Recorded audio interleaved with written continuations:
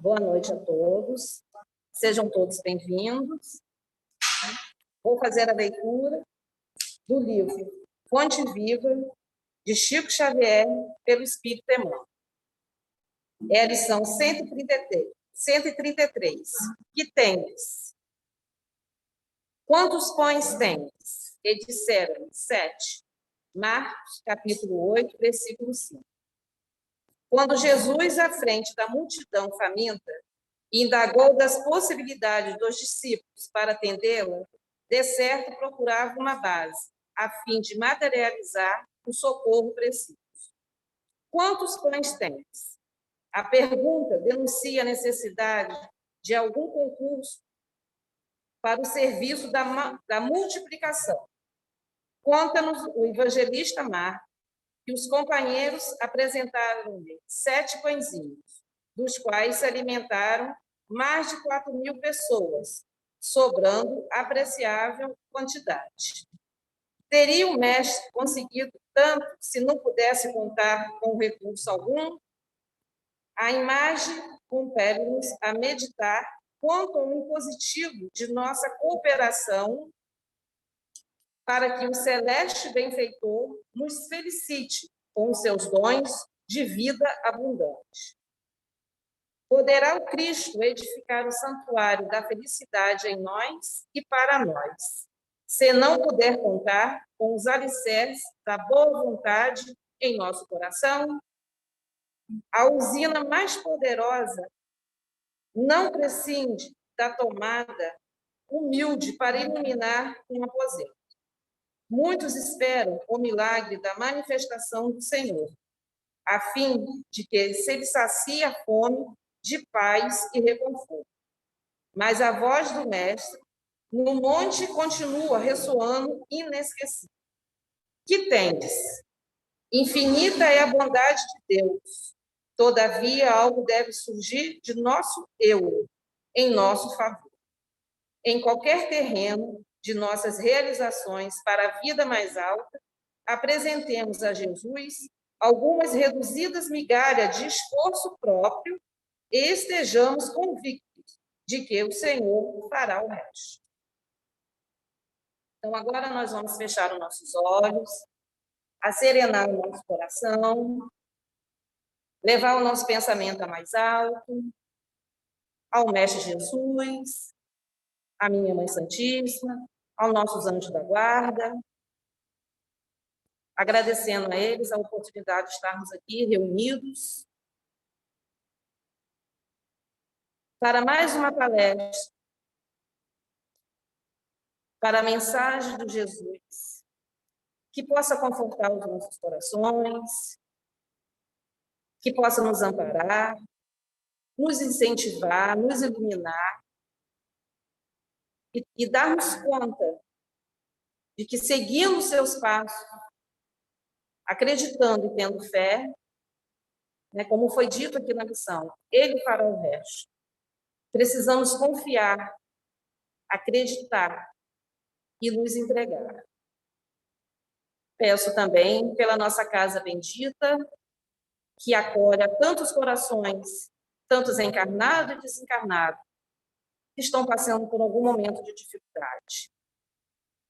E que possamos estarmos juntos nessa caminhada em direção à nova regeneração. Que o Senhor esteja conosco, hoje, agora e sempre. E assim seja. Agora a nossa palestrante, Leila.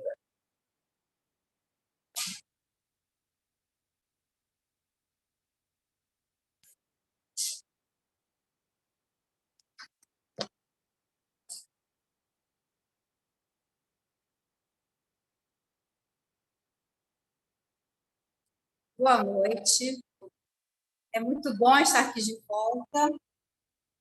Depois de 2 anos fazendo palestra pelo WhatsApp, hoje estou estreando novamente ao vivo.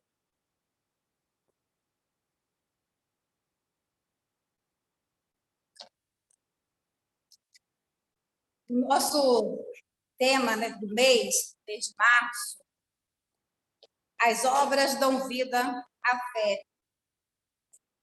Assim também a fé, se não tiver obras, é morta em si mesma. Mas dirá alguém: tu tens a fé e eu tenho as obras.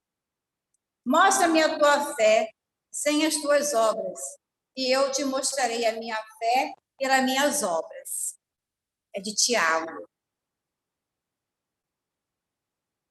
O objetivo é refletirmos o que temos feito de nossa fé através do trabalho transformador que são as nossas obras, porque elas dão vida à nossa fé. São as nossas obras que provam que entendemos o convite de Jesus e provam nossa fé nas suas promessas de vida eterna. E o que coube para mim no dia de hoje, né, para fazermos a nossa reflexão em cima do tema do mês, é obreiros. Então, hoje nós vamos refletir sobre o que é ser obreiro. Obreiro significa aquele que trabalha, operário, aquele que serve, né, o servidor, aquele que produz ou realiza uma obra. Obreiro também é aquele que transforma. Será que nós temos, ou melhor, será que temos sido obreiros ou simplesmente um executor de tarefas? Para sermos transformadores através do nosso trabalho, precisamos estar repletos, cheios de confiança, de boa vontade naquilo que realizamos. Precisamos executar nossas tarefas além daquilo que esperam de nós.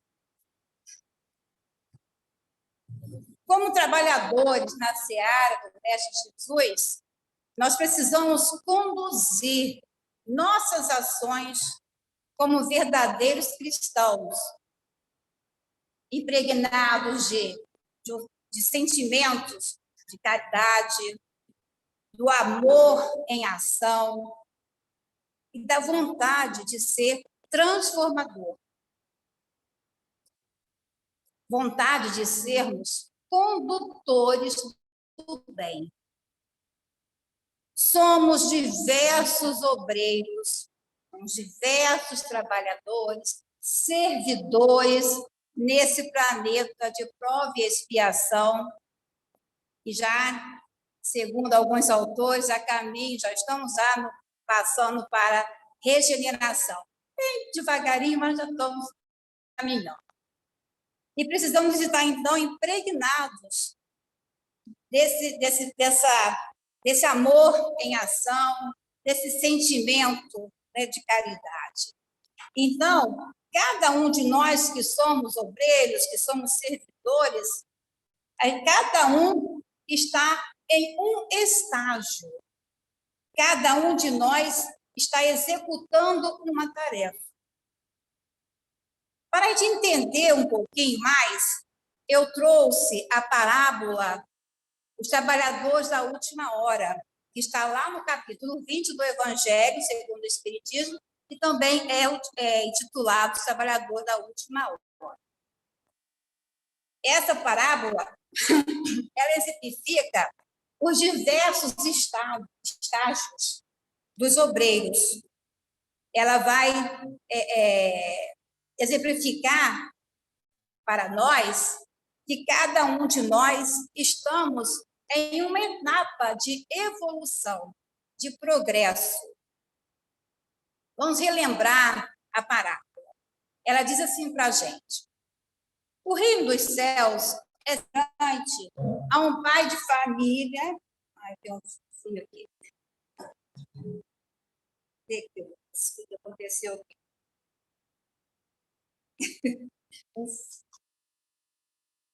Vou retornar. O reino dos céus é semelhante a um pai de família que saiu de madrugada a fim de assalariar trabalhadores para a sua vinha.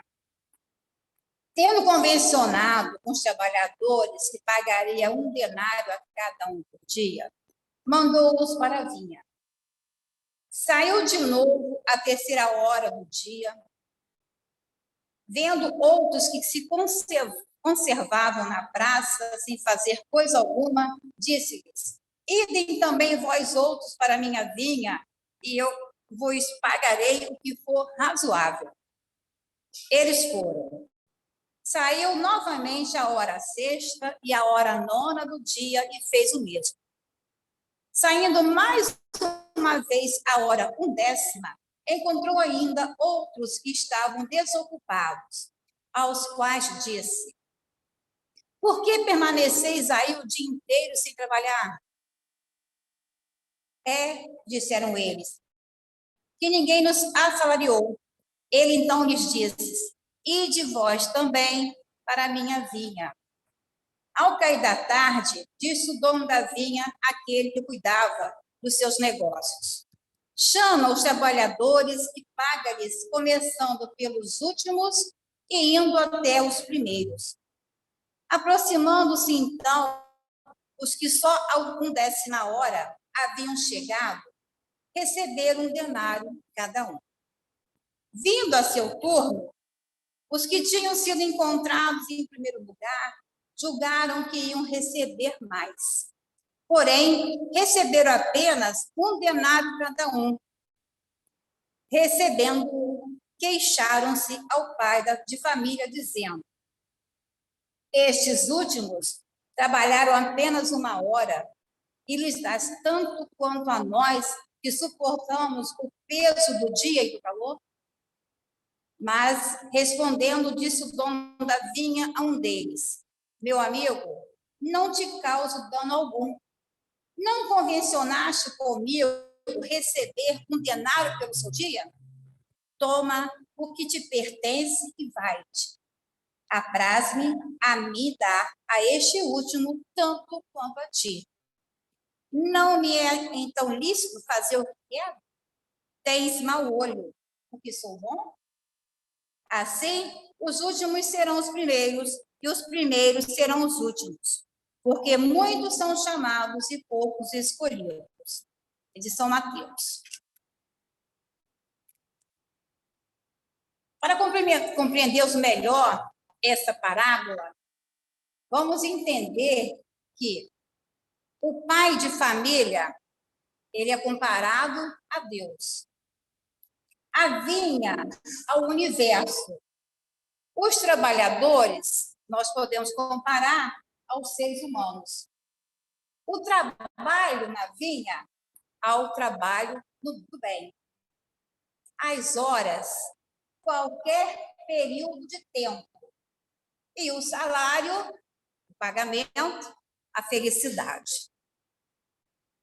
À primeira vista, quando a gente lê a parábola dos trabalhadores da última hora, ou também conhecida como a parábola da vinha, né? Pode parecer uma situação injusta.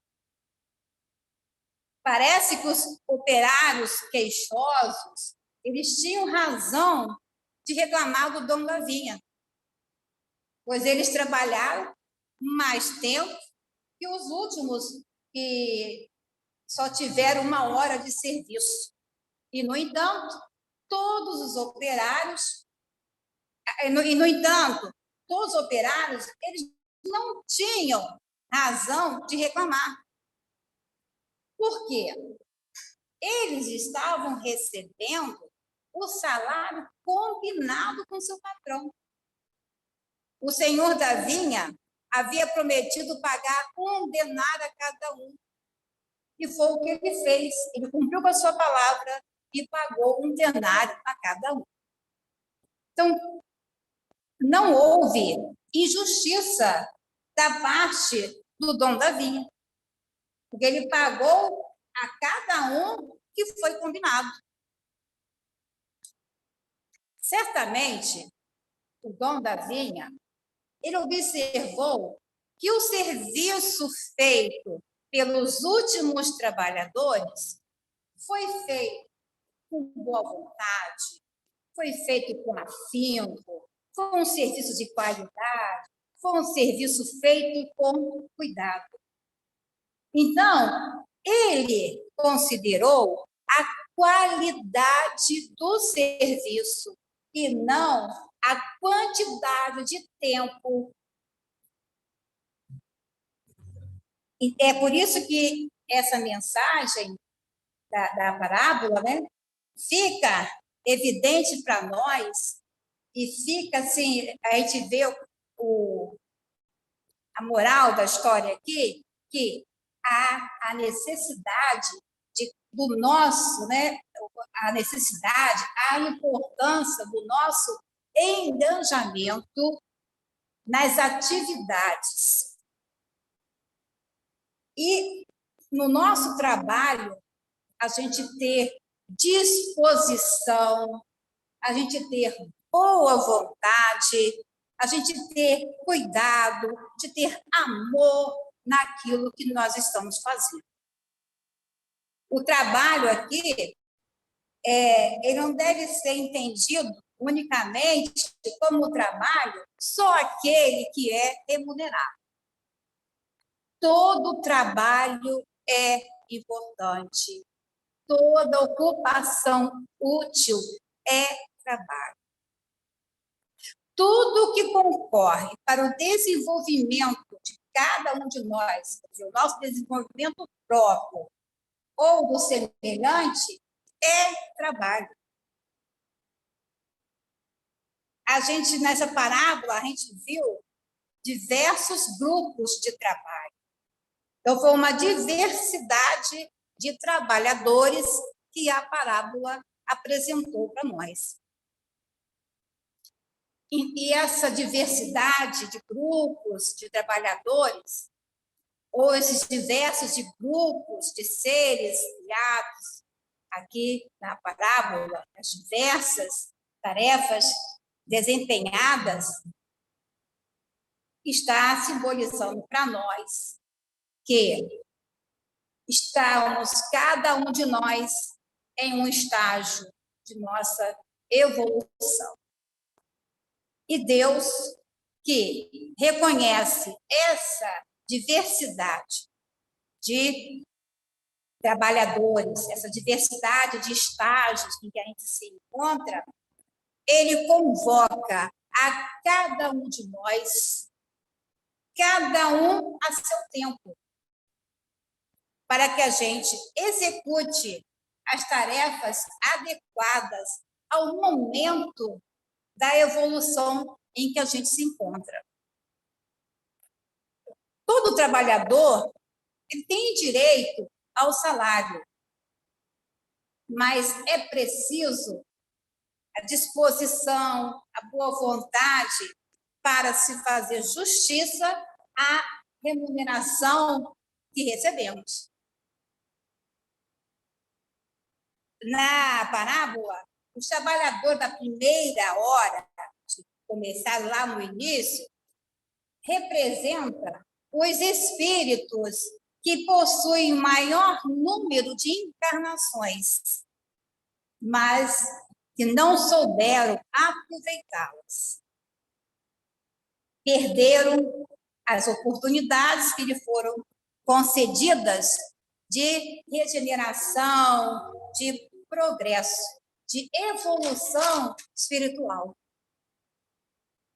Os trabalhadores que foram contratados posteriormente simbolizam os espíritos que foram gerados há menos tempo, mas que fizeram melhor uso do seu livre-arbítrio. Caminharam em linha reta, não se perderam por atalhos e caminhos.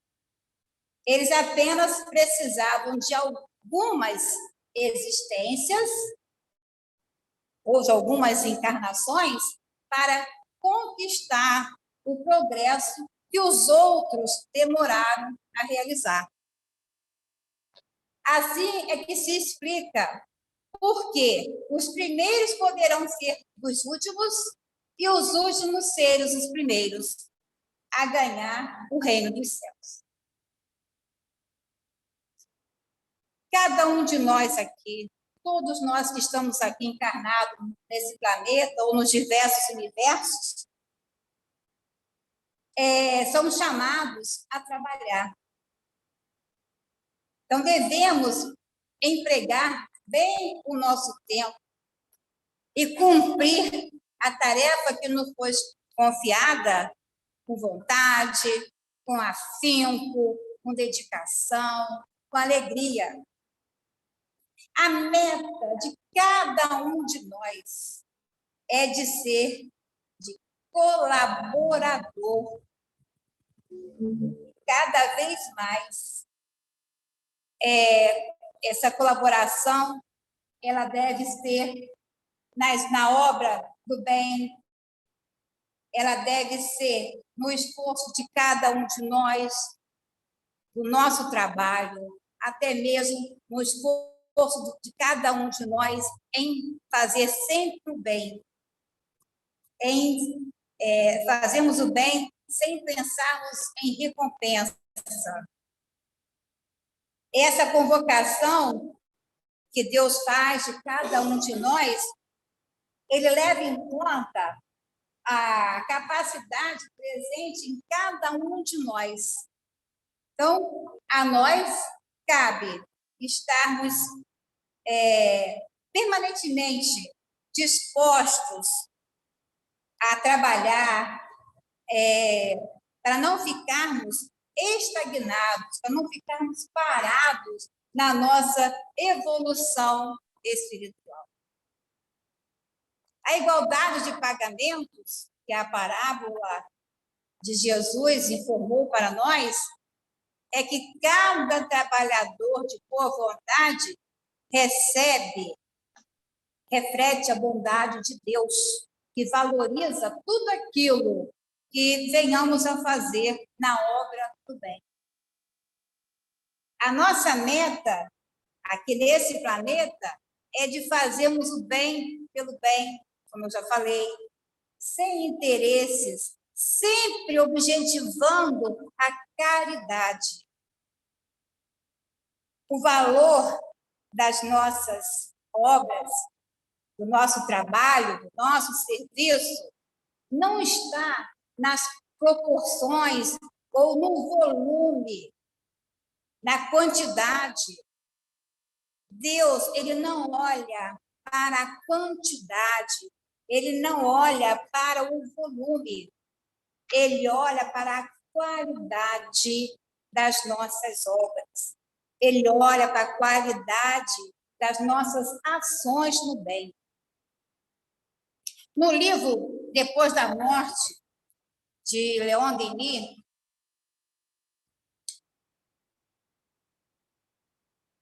ele tem um texto, o título é O Trabalho.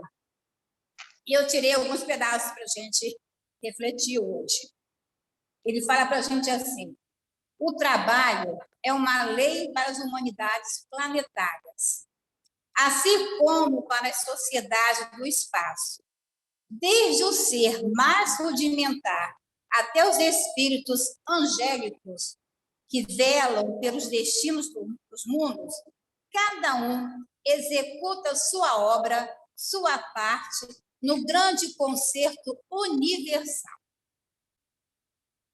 Então, chamando a atenção da gente que todas as sociedades no espaço trabalham. O trabalho é uma lei para as humanidades planetárias. O trabalho é uma lei da natureza. As humanidades planetárias trabalham. E é através do trabalho que os diversos seres do mundo progridem, evoluem, melhoram a sua condição espiritual. Deus, nosso Pai, nosso Criador, trabalha incessantemente a nosso favor. Deus é o maior trabalhador do universo. Jesus Cristo, nosso irmão, trabalha por todos nós. Quando ele esteve aqui no meio de nós, ele disse: meu pai trabalha até agora e eu trabalho também. E ele trabalhou na carpintaria do seu pai José. Jesus foi carpinteiro. E ele, por esse gesto de trabalho, ele prova para todos nós que o trabalho é santo. E que o trabalho feito por nossas mãos é mais valioso, é digno. E Leon Denis, ele continua ainda falando para nós assim: penoso e grosseiro para os seres inferiores, o trabalho suaviza-se à medida que o espírito se purifica. Torna uma fonte de gozos para o espírito adiantado, insensível às atrações materiais, exclusivamente ocupado com estudos elevados. Então, nos mundos inferiores, primitivos, o trabalho, ele é pesado, ele é penoso, ele não existem ferramentas, não existem equipamentos para ajudar na execução dos trabalhos. A gente já diz que nós estudamos, né, e a ciência fala isso, comprova isso para a gente, né, história, geografia. Se a gente lembrar lá atrás, a gente vai ver que os primeiros homens das cavernas, como é que foi a vida? Então, conforme foi evoluindo a espécie humana, o trabalho foi através do trabalho que ajudou nessa evolução da espécie humana. Né? Ele inventou a roda, com fogo, ele passou a assar a carne para comer, ele começou a observar os animais e começou a domesticá-los. Então, tudo isso o homem foi observando e, com a sua inteligência, ele foi criando instrumentos, ferramentas para ajudá-los na execução dos trabalhos. Então, à medida que o espírito progride, ele cria meios de facilitar o seu trabalho. Ele cria ferramentas, ele cria instrumentos para ajudar, para se tornar mais fácil. Hoje em dia, a gente vê uma mulher de 50 anos, parece uma garotinha. Por quê? Nós temos a favor da gente bastante instrumentos que nos facilitam. A máquina de lavar roupa, a gente tem a geladeira, o fogão, a gente tem o aspirador de ar, aspirador, né, de pó, e mais outras coisas, a flare, né, que a gente fala agora, o micro-ondas, isso eu queria lembrar. Então, muita coisa a favor da gente que facilita o nosso trabalho. E isso ajuda. Fora também que a gente tem as atividades físicas, os cremes, então tudo isso, né, a gente tem que levar em conta também. Feito pela inteligência do homem, que usou do trabalho para criar tudo que existe, né, que a gente conhece até os dias de hoje. Então, quanto mais o homem trabalha, mais ele inventa novos métodos para facilitar o trabalho, ele cria novas ferramentas, ele cria novas tecnologias. E com o trabalho, o homem vai só ampliando a inteligência e, com isso, ele forja o seu próprio progresso espiritual. Então, para o espírito mais adiantado, o trabalho é fonte de prazer. Ele se sente feliz em ajudar o seu próximo. As atrações materiais já não atraem mais os espíritos adiantados. eles se ocupam, como disse Leon Denis, eles se ocupam com os estudos elevados. E esses estudos contribuem com a sua própria elevação espiritual, como também com a elevação espiritual do próximo. O espírito evoluído sabe que é seu dever concorrer para o progresso do seu próximo, dos seus irmãos, auxiliando-os no seu adiantamento espiritual. Leon Denis ainda diz mais um pouco para a gente. É pelo trabalho que o homem doma as forças cegas da natureza e preserva-se da miséria.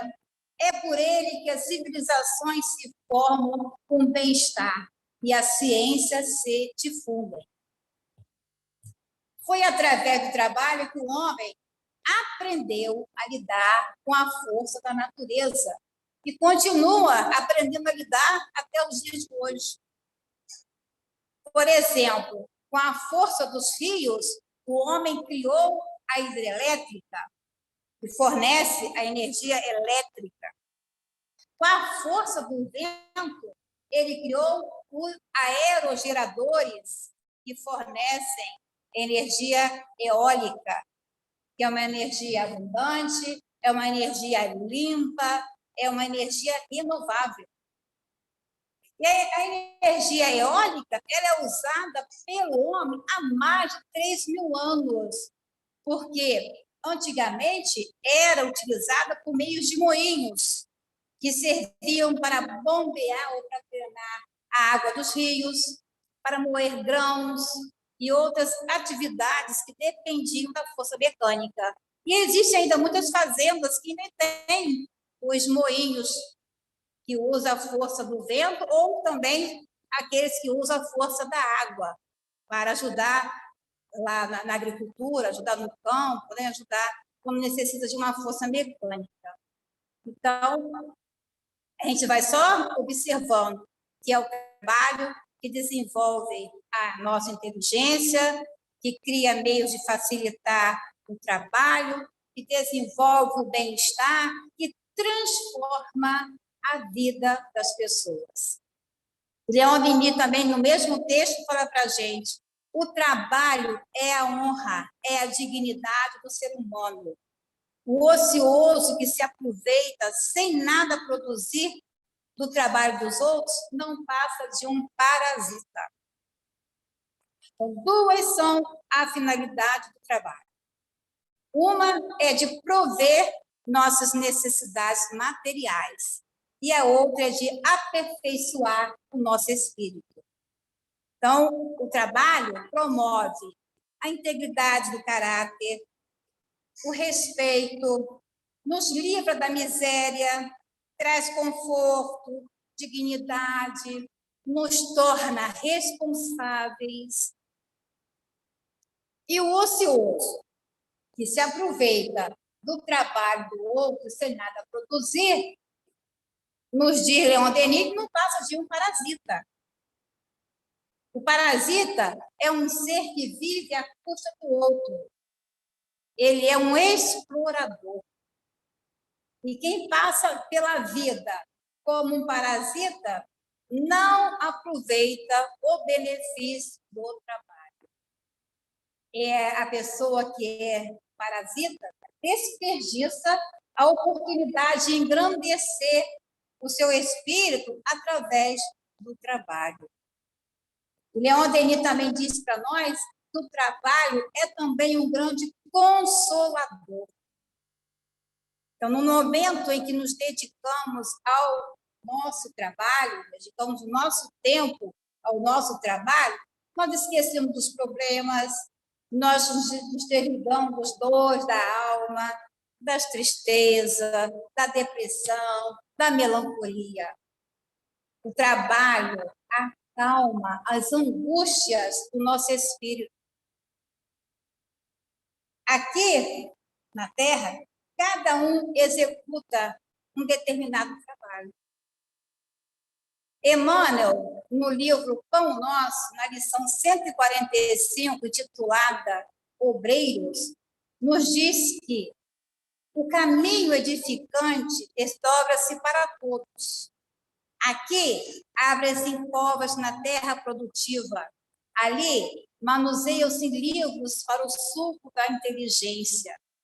Mas o espírito é o fundamento vivo do serviço manifestado. Classificam-se os trabalhadores em posições diferentes. Contudo, o campo é um só.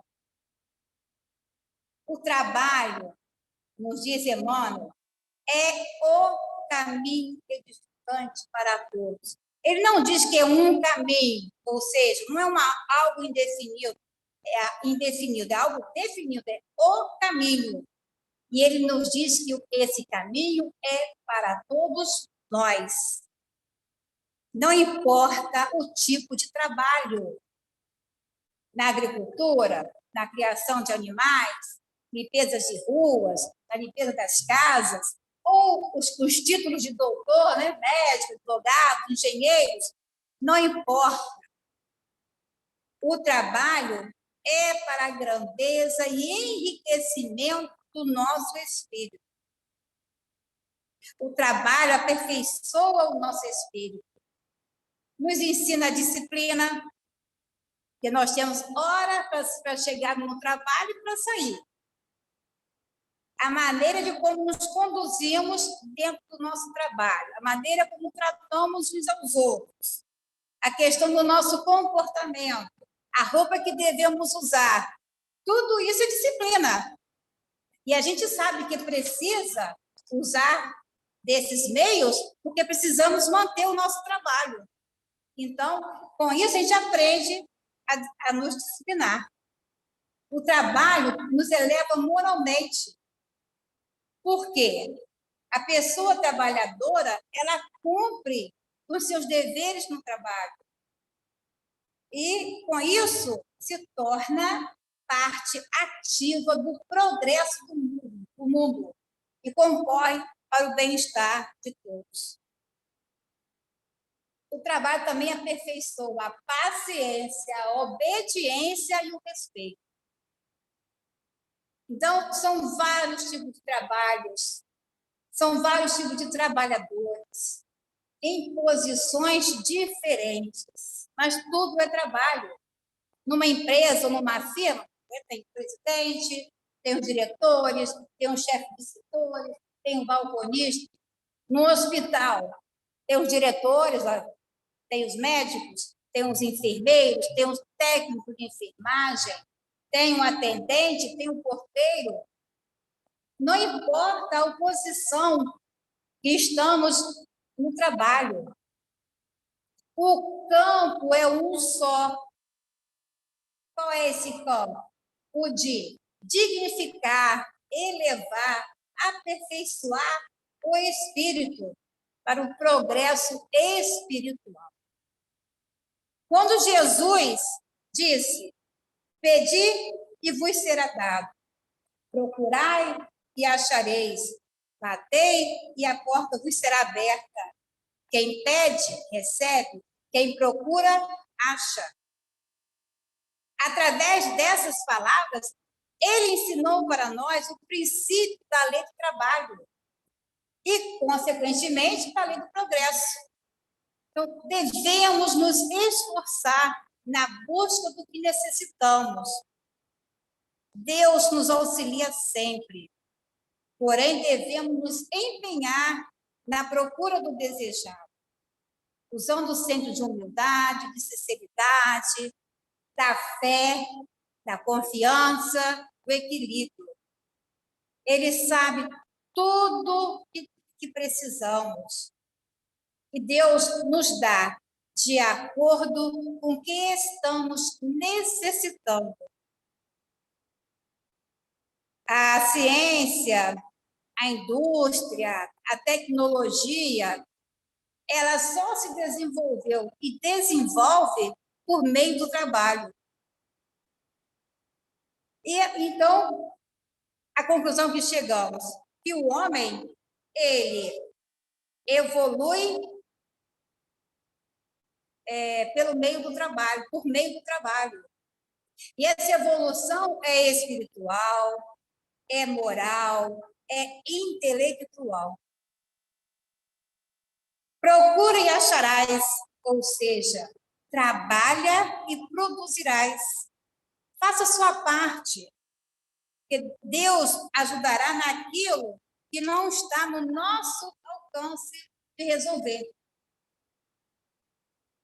E eu trouxe vou aproveitar os últimos minutos, um texto que vai se dar conclusão ao nosso estudo de hoje sobre obreiros, né? Ou seja, sobre os trabalhadores, os servidores. Então, a lição que fica para a gente é que, por mais humilde que seja o nosso trabalho, nós nunca devemos desprezá-lo. Sempre colocar em nossa cabeça: toda ocupação é importante, toda ocupação é útil e todo o trabalho contribui para o nosso progresso espiritual. Então, devemos sempre executá-los da melhor maneira possível. Como eu disse antes, com determinação, com afinco, com fé, com boa vontade. Nesse livro Jesus no Lar, ali de Francisco Cândido Xavier, pelo espírito de Neio Russo, a lição 7, o maior servidor.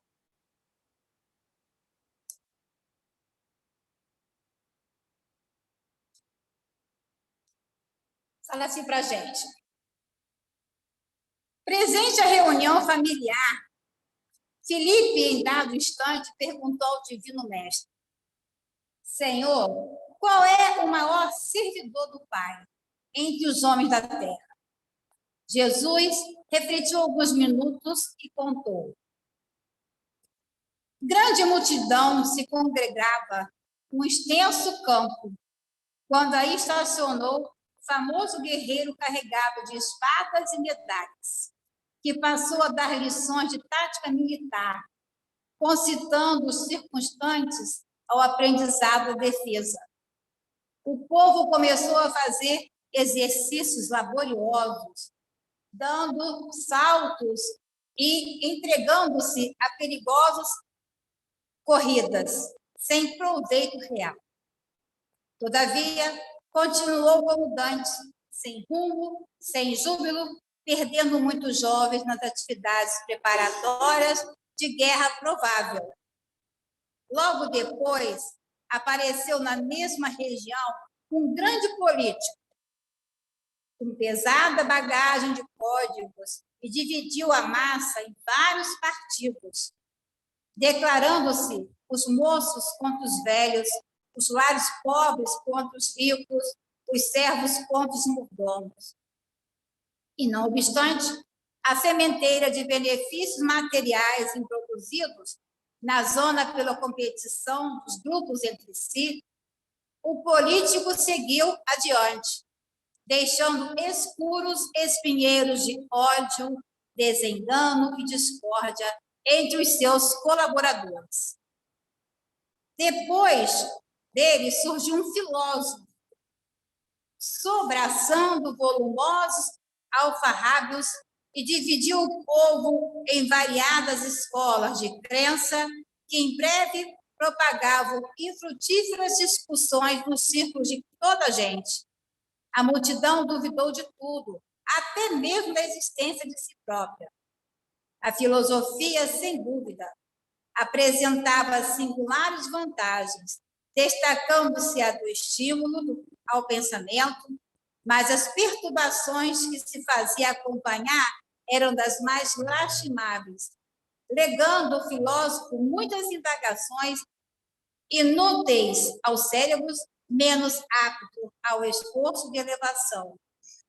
Em seguida, compareceu um sacerdote, munido de roupagens e símbolos, que forneceu muitas regras de adoração ao Pai. O povo aprendeu a dobrar os joelhos, a lavar-se e a suplicar a proteção divina em horas certas. Entretanto, todos os problemas fundamentais da comunidade permaneceram sem alteração. No extenso domínio, não havia diretrizes ao trabalho, nem ânimo consciente, nem valor, nem alegria. A doença e a morte, a necessidade e a ignorância eram um fantasma de toda a gente. Certo dia, porém, apareceu ali um homem simples. Não trazia armas, nem escrituras, nem discussões e nem imagens, mas pelo sorriso espontâneo revelava um coração cheio de boa vontade, guiando as mãos operosas. Não pregava doutrinas espetacularmente, todavia, nos gestos de bondade pura e constante, rendia culto sincero ao Todo-Poderoso. Começou a evidenciar-se lavrando uma mesa do campo e adornando-a de flores e frutos preciosos. Conservava com seus companheiros de luta, ou melhor, conversava com os seus companheiros de luta, aproveitando as horas com um ensinamento fraterno e edificante, e transmitia suas experiências a todos os que se propusessem ouvi-lo. Aperfeiçoou a madeira, plantou árvores benfeitoras, construiu casa e instalou uma escola modesta. Em breve, ao redor dele, viçavam a saúde e a paz, a fraternidade e as bênçãos do serviço, a prosperidade e o contentamento de viver. Com o espírito de trabalho e educação que ele difundia, a defesa era boa, a política ajudava, a filosofia era preciosa. E o sacerdócio era útil, porque todas as ações no campo permaneciam agora presididos pelo santo imperativo da execução do dever pessoal no bem de todos. Calou-se o Cristo, mas a assistência reduzida não ousou qualquer indagação. Após contemplar o horizonte longínquo, em longos instantes de pensamento mudo, o mestre terminou. Em verdade, há muitos trabalhadores no mundo que merecem a bênção do céu, pelo bem que proporcionam ao corpo e à mente das criaturas. Mas aquele que educa o Espírito Eterno, ensinando e servindo, paira acima de todos. Linda essa lição. Quem quiser ler novamente, Jesus no Lar, lição 7, o maior servidor. Obrigada a todos. Até uma próxima vez.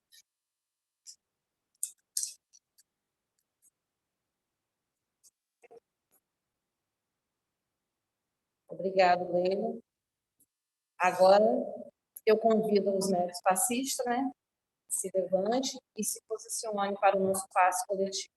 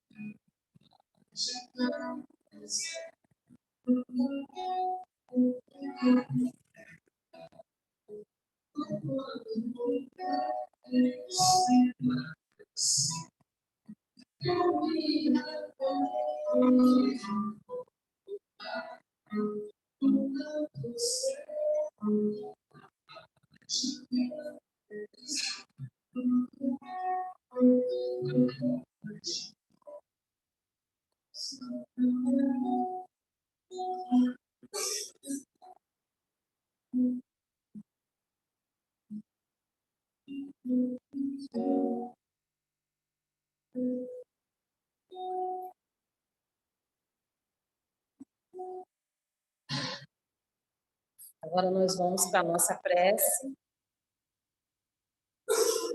Vamos fechar os nossos olhos, elevar nosso pensamento ao Mestre Jesus e ao nosso anjo da guarda. Que Jesus passe por aqui e transforme todos os corações que estão aqui presentes, tanto os encarnados quanto os desencarnados. Que possamos estar trabalhando em prol do outro, que possamos estar no caminho do bem, estarmos dispostos a ajudar todos aqueles que nos procuram, mesmo se estivermos num momento de dificuldade. Porque muitas das vezes achamos que ajuda é só material, mas podemos ajudar dando o nosso ouvido, um abraço, um aperto de mão, para aqueles que estão nos seus momentos de angústia. Peço também que o nosso anjo da guarda possa nos intuir as coisas boas e que possamos estar sempre à disposição. E ainda, que possamos também fazer a nossa reforma íntima, que nos ajude a nos entender e a entender o outro. E só agradecer. Agradecer por estarmos aqui hoje, agradecer por essa casa bendita e agradecer pela oportunidade de estarmos encarnados.